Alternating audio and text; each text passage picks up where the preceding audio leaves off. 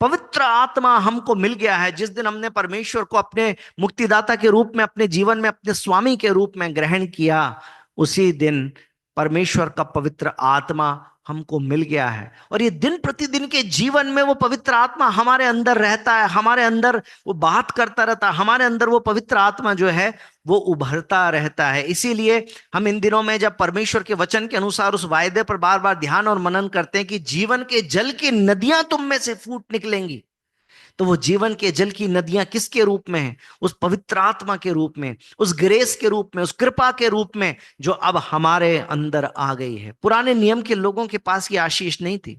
पुराने नियम के लोग व्यवस्था के अनुसार चलते थे, भेंट चढ़ाते थे, बलिदान करते थे, बहुत कुछ करते थे, परंतु उनके पास में ग्रेस नहीं था, उनके उनके साथ में पवित्र आत्मा नहीं था। आज मैं इस बात पर जब मनन कर रहा था, प्रभु के एक दास हैं, उन्होंने बहुत अच्छा प्रचार किया है। ये बहुत पुरानी बात है, 1800 समथिंग में उन्होंने इस बात का प्रचार किया था। उनकी एक पुस्तक में पढ़ रहा था, उसमें से मैंने देखा कि जीवन के जल के विषय में वो कितने सारे अद्भुत बातें हमको सिखाते हैं। परमेश्वर ने इस साल के लिए हम सबको ये वायदा किया हुआ है कि यदि हम विश्वास करेंगे तो जीवन के जल की नदियां हम पर से फूट निकलेंगी। लेकिन ये जीवन का जल क्या है? यूहन्ना की किताब 4 अध्याय और उसके 15 वचन के अंदर आके हम पढ़ सकते हैं। एक सामरी स्त्री के विषय में एक घटना बाइबल में दी गई है, जहां पर एक सामरी स्त्री दिन के समय में पानी भरने के लिए आई है। पानी का महत्व वो जानती है ना, चाहे कितनी भी गर्मी हो, चाहे समाज से आउटकास्ट हो, समाज ने उसको अलग कर रखा हो, लेकिन पानी भरना तो जरूरी है। इसलिए पानी लेने के लिए आई है। और प्रभु यीशु मसीह जो जीवन की ऐसी साधारण चीजें उनका इस्तेमाल करके हमें बातों को सिखाते हैं, और इसलिए उस स्त्री से बात करते हुए उन्होंने बोला कि मुझे पानी पिला। उस महिला ने कहा कि प्रभु, तू यहूदी होकर मुझ सामरी स्त्री से पानी मांग रहा है? फिर उसने बोला कि यदि तू जानती कि मैं कौन हूं तो तुम मुझसे जीवन का जल मांगती। और फिर उस स्त्री ने कहा कि प्रभु मुझे जीवन का जल दे। इसलिए 15 वचन, यूहन्ना किताब 4 अध्याय 15 वचन, स्त्री ने उससे कहा, हे प्रभु, वो जल मुझे दे ताकि मैं प्यासी ना हूं और न जल भरने को इतनी दूर आऊं। ये जीवन का जल क्या है? तो 7 गुण मैं आपको बताने वाला हूं। यूहन्ना की किताब 4 अध्याय 15 वचन में जिस जीवन के जल की बात यीशु मसीह करते हैं, पानी का सबसे पहला गुण क्या है? कि ये प्यास बुझाने वाला है, थर्स्ट रिमूविंग, है ना, प्यास बुझाने वाला। शारीरिक रूप से तो आप इस बात को बड़े अच्छे से जानते हैं, जब आप प्यासे होते हैं उस समय पर यदि आपको ठंडा पानी मिल जाए तो बड़ी संतुष्टि को प्रदान करता है। और इसी प्रकार से वो जो जीवन का जल है वो हमारी आत्मिक प्यास की संतुष्टि करता है। जैसे मैंने अभी थोड़ी देर पहले कहा कि इस जीवन में हर एक व्यक्ति जो है एक आत्मिक संतुष्टि की तलाश में है। उनके जीवन में आत्मिक संतुष्टि नहीं है, इसलिए कोई प्रसाद चढ़ा रहा है, कोई कोई दूसरे राज्य में जा रहा है, कोई पहाड़ों पे जा रहा है, कोई कहीं जा रहा है, कोई किसी बाबा जी के सत्संग में जा रहा है। हर व्यक्ति कहीं ना कहीं इसलिए जा रहा है, हर दिन पूजा कर रहा है, हर दिन प्रार्थना कर रहा है, हर दिन कुछ कुछ अगरबत्ती लगा रहा है, कोई बलिदान कर रहा है। वो क्यों कर रहा है? क्योंकि उनके मन में एक खालीपन है, एक असंतुष्टि है। परंतु वो जो जीवन का जल जो यीशु मसीह है, जो पवित्र आत्मा के रूप में हमको मिला है, वो हमारी आत्मा में एक संतुष्टि को प्रदान करता है। हम जब अकेले होकर बैठते हैं, थोड़ी देर हम परमेश्वर की प्रेजेंस में बैठते हैं, और यदि हम सच में मनन करें तो हमें उस संतुष्टि का अनुभव होता है। क्योंकि जिस प्रकार से शारीरिक पानी हमारे शरीर की प्यास को बुझाकर हमको संतुष्टि प्रदान करता है, उसी प्रकार से हमारी आत्मिक प्यास को बुझाकर जो जीवन का जल है, जो परमेश्वर की कृपा है, जो पवित्र आत्मा की प्रेजेंस जो हमारे साथ रहती है, यह हमारे आत्मिक जीवन में एक संतुष्टि का अनुभव हमको देती है। दूसरा, पानी जो है वो लाइफ प्रिजर्विंग है, यानी प्राणों को बचाने वाला, जीवन को बचाने वाला। मुझे याद है वो अनुभव जब हम लोग एक फॉरेस्ट में घूमने के लिए गए थे, और सफारी, जंगल सफारी के अंदर हम लोग गए थे। और जब हम लेके चले थे तो हमारे पास में पानी वानी की व्यवस्था थी, परंतु इतनी धूप थी, इतना ज्यादा वो ऐसा अनुभव था कि धीरे धीरे करके हम सारा पानी खत्म करके बैठ गए। और अभी भी ये फॉरेस्ट सफारी चलती जा रही है, हम धूप में घूमते जा रहे हैं, हमारा सारा इंटरेस्ट खत्म होने लग गया। शेर चीते दिखेंगे, दिखते रहेंगे, लेकिन अब प्यास लग रही है, अब गला सूखने लग गया है।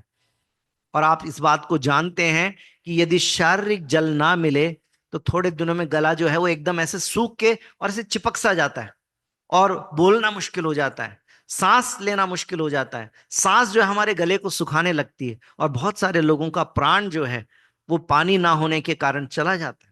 उसी प्रकार से आत्मिक रूप से ये जो जीवन का जल है, ये हमारे प्राणों को बचाने वाला है, ये हमारे प्राणों को नाश होने से बचा सकता है। क्योंकि ऐसा नहीं है कि अब हम प्रभु यीशु मसीह पर विश्वास करने लग गए तो अब हमारे जीवन में पाप कभी आ ही नहीं सकता, हमारे जीवन के अंदर परीक्षा की घड़ी आ ही नहीं सकती, दुख हमारे जीवन में आ ही नहीं सकता, शैतान हमको प्रभावित कर ही नहीं सकता। जीवन में बहुत कुछ ऐसा हो सकता है जिसके कारण हम आज भी फिर से मृत्यु की तरफ चले जाएं। कि यदि जानबूझकर कोई पाप करे, परमेश्वर की कृपा जो है उसको सस्ता समझे और परमेश्वर से क्षमा ना मांगे और जानबूझकर निरंतर किसी पाप में बना रहे, तो उसका उद्धार हो सकता है, फिर से वो मृत्यु का घास बन सकता है। परंतु उस मृत्यु से बचाने वाला ये जीवन का जल है, ये पवित्र आत्मा है जो दिन प्रतिदिन हमको हमारे पाप उजागर करता है, और जब जिसे क्षमा करना चाहिए तो हमें याद दिलाता है कि इसको क्षमा कर दो, जिससे क्षमा मांगनी चाहिए तो हमें याद दिलाता है कि इस बात की क्षमा मांग लो,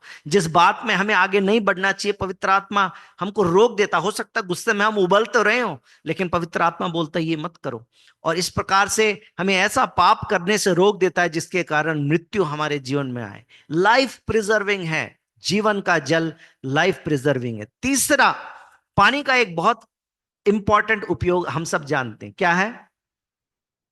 फिल्थ पर्जिंग, यानी कि गंदगी मिटाना।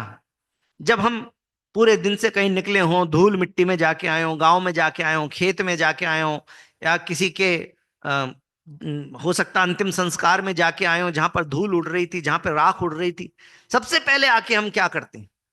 सबसे पहले हम नहा लेना चाहते हैं, क्योंकि हमें अपने अंदर से अच्छा नहीं लग रहा होता। हम चाहते हैं कि बस जल्दी से पानी मिले, हम अपने आप को नहा करके साफ कर लें। अगर हमें 2 दिन तक नहाने को ना मिले तो खुद के अंदर से बदबू आने लगती है, हमको लगता बस जल्दी से नहाएं। गर्मी में पसीने पसीने होकर हम 2 दिन अगर ना नहा पाए तो हम ढूंढेंगे कि कहां पर पानी है, क्योंकि ये हमारी सारी गंदगी को शारीरिक पानी साफ करता है। जीवन का जल हमारे आत्मा में जितनी गंदगी आती रहती है उसको दिन प्रतिदिन साफ करने का काम करता है।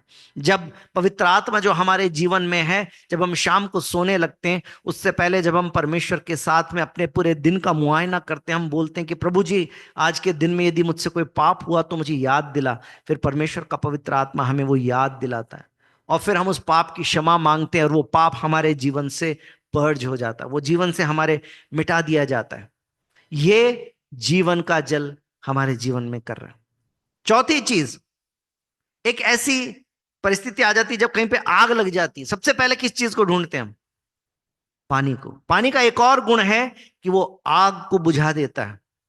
जिस प्रकार से सांसारिक पानी सांसारिक आग को बुझा सकता है, ये जीवन का जल है जिसने उस नरक की आग को हमारे लिए ऐसा बुझा दिया है। अभी हमने वचन को पढ़ा जहां पर इस प्रकार से लिखा हुआ था कि जिनका नाम जीवन की पुस्तक में नहीं मिला वो आग की झील में डाल दिए गए, परंतु जिनके पास में यीशु मसीह है, जिनके पास में पवित्र आत्मा है, जिनके पास में यीशु का विश्वास है, जीवन का जल है, उनके लिए वो अब जो नरक की आग है वो बुझा दी गई है। उसमें हमें जाने की कभी जरूरत नहीं है, क्योंकि हमारे ऊपर दंड की आज्ञा नहीं है।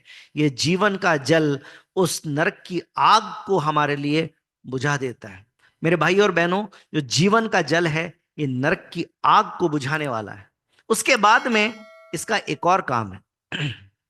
क्या काम है मालूम है? पिछले हफ्ते में जब मुंडिया में प्रचार कर रहा था उसमें मैंने एग्जाम्पल दिया था कि जब चिकनी मिट्टी को हम लेके आते हैं तो चिकनी मिट्टी बड़ी कठोर होती है, उसमें क्या डालते हैं?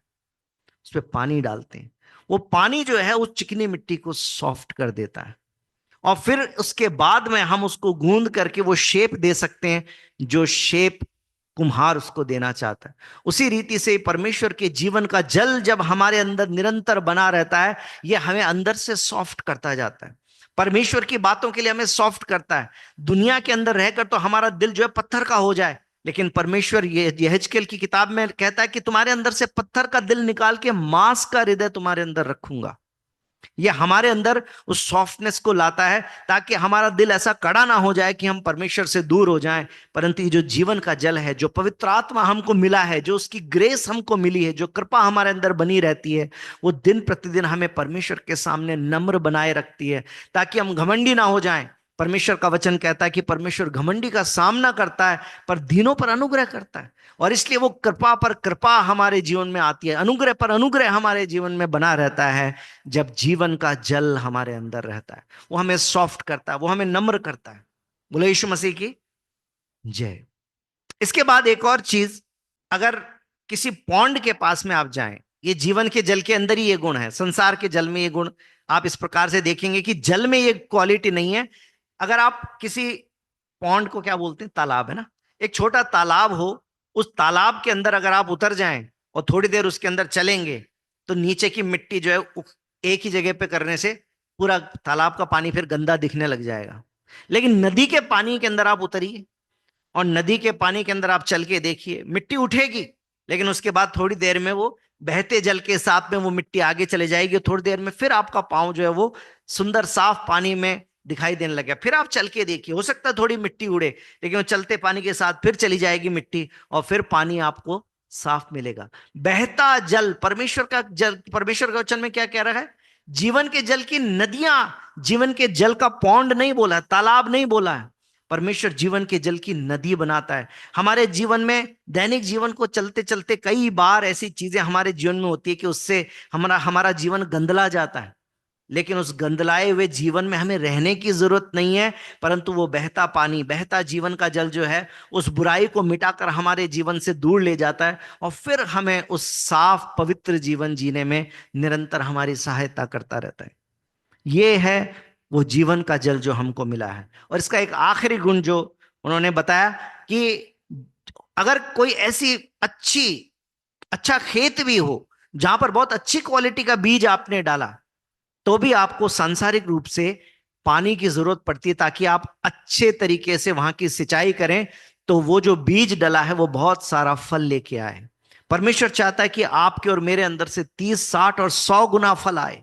लेकिन जब जीवन का जल हमारे अंदर होता है, वो जल जब हमको सींचता है, तब हमारे अंदर से जीवन का जल जो है उन उन उन फलों को पैदा करता है। क्योंकि फल किसका है, आत्मा का फल है। वो आत्मा का फल हमारे अंदर पैदा हो, इसके लिए है जरूरी है कि वो जीवन का जल यानी पवित्र आत्मा की भरपूरी, वो परमेश्वर की कृपा की भरपूरी वो हमारे जीवन में बनी रहे, ताकि परमेश्वर के पवित्र आत्मा का जो फल है वो हमारे जीवन में पैदा हो। हम 30, 60 और 100 गुना फल लाने वाले लोग बन सकते हैं जब जीवन का जल हमारे जीवन में बना रहता है। हमको प्रभु यीशु मसीह पर विश्वास करने से ये सारी आशीषें मिली है। हमारा नाम जीवन की पुस्तक में लिखा और हमें पवित्र आत्मा दिया है, वो जीवन का जल दिया है जो दिन प्रतिदिन के जीवन में अनेक प्रकार के काम करके और हमें परमेश्वर के जैसा बना सकता है। इसलिए विश्वास के जीवन को निरंतर जीते रहें और उस पवित्र आत्मा से निरंतर भरे रहें। कभी भी ऐसा कोई काम ना करें कि पवित्र आत्मा जो जीवन का जल है, जो जीवन के जल की नदियां हमारे अंदर से ना बहे, वो हमारे अंदर सूख जाएगा तो आत्मिक जीवन सूख जाएगा। लेकिन अगर जीवन का जल निरंतर बना रहेगा, पवित्र आत्मा की भरपूरी निरंतर हमारे अंदर बनी रहेगी, तो हम परमेश्वर की इच्छा के अंदर वैसे बनते जाएंगे जैसा परमेश्वर है। आमीन। बोले यीशु मसीह की जय।